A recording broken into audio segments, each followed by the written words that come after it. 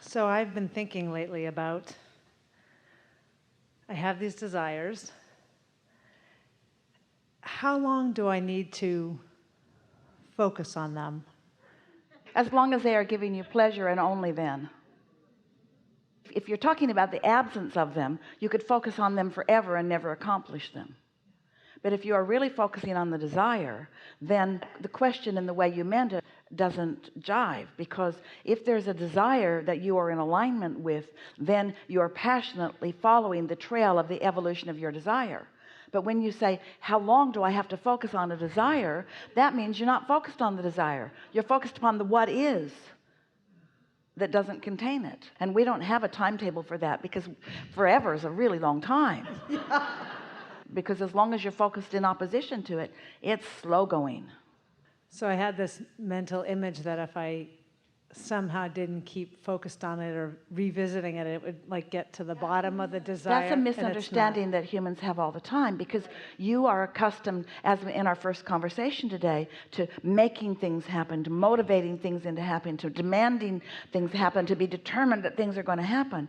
And so it's not easy for many of you to realize that you've done the work, you've identified the particulars, you've accomplished the creation, and now your work is to get out of the way of it and to wait for the inspiration that moves you closer. But when you are focused upon your desire's absence, that inspiration doesn't come, does it? It's this efforting that I think I need to do that I don't. This is a really good conversation. Let's have this conversation. You are ready for this conversation. You're going to like this conversation. All of you are going to like it a lot. Here we go. These are new thoughts. This is a new, moving into a new understanding in this deliberate creation process. So just relax. You'll hear it easily. It's not complicated. It's going to make perfect sense to you as you hear it. So you have the sense, because we've been talking about it today and before, of thoughts turning to things, vibrations in the pipeline that become thoughts, that become ideas, that become action, that become creation. And this is such a joyful process when there is no resistance at this point. So the resistance comes in step one. Resistance is sort of sifting and sorting through the contrast, but then you launch the desire. So asking causes you to launch it. That's step one. And then the law of attraction and your inner being gather all the cooperative components. That's step two. That's not your work. You ask, and now it's given.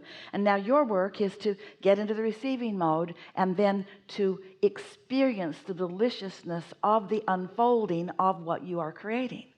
It's such a nice way to live. And as soon as something manifests, as many things are manifesting, many more things are on their way to manifesting. There's just this constant thing happening. So it's popping into manifestation, and then that's done. Unless you want to amend it by experiencing contrast in it and then putting more back into the vortex. So there's this constant recycling of desires. And why? For the thrill of focusing them into being, and for the satisfaction of getting to have your hands in the clay about it. So here's what happens to so many of our dear heart human beings. Whether you are oblivious to it or whether you are deliberately offering your thoughts, a creation has happened. A manifestation has happened. You've moved into the house, or you've moved in with your lover, or you've started the new job, or you purchased the new whatever it is. In other words, the manifestation has happened. And now, as humans who really like to see and hear and smell and taste and touch, you sort of give your full undivided attention to this creation, which is done, in the sense that you lined up with it and now there it is. So what we're getting at is, stay with us for just a little bit, there is so much more satisfaction in this pipeline and the way to becoming than there is once this is manifested. Here's a fairly good analogy. Analogies are never perfect, but follow us on this. It's like watching a child from 1 to 5. Ooh, so much evolution, yeah? And then from 5 to 10, so much. And then 10 to 15, wow. And then coming into adulthood. Whew. But then after a while, people don't really evolve that much. You could, but the analogy that we want you to follow is that Here's the 0 to 5 and 5 to 10. In other words, this is the evolution stage that has the most joy. It has the most bang for the buck. It's what you came for. You came as creators to get your hands in the clay. You didn't come to move around the pieces that you've created so much. And yet, it's where almost everybody wants to put most of their attention. So now, we're about to give you a blockbuster understanding about this. You followed that so far, so this is really good. You're ready for this. So the thing about giving so much of your attention to manifestations is that when you do, you put the drag on the other stuff, because you've got to insure it, you've got to move it around, you've got to put it in the garage, you've got to take care of it. There are so many things that require action, many of which you are resistant to. Because so much of your attention is upon what's already manifested, you slow down the process of what you're really here about. Does that make sense to you? Did you feel the bigness of that? So the other day, Esther, because she just heard us say this for the first time a few days ago. So something occurred in her experience, and it was one of those, I did that, even though she didn't really like it. She took her responsibility for her part of the creation of it, and then stewed over it for a while, sort of picked at it, talked to a couple of people about it, picked at it. And then it occurred to her that that's exactly what we were talking about. By examining this, that had sort of kind of gone wrong, she put a drag on everything in the pipeline, because you can't be two different points of attraction at the same time. So when you're all fixated on what's going on in physical and want to fix it and want to improve it and want to explain it and want to be understood and so forth, it's like you've stopped this game altogether, when this is where all the fun is. This is where all the fun is. The ideas flowing, the new awareness is coming, the following the new passion or the new feeling of exhilaration, and then seeing something explode that seems impossible. It's like magic. It's like, where did that come from? How could that be happening to me?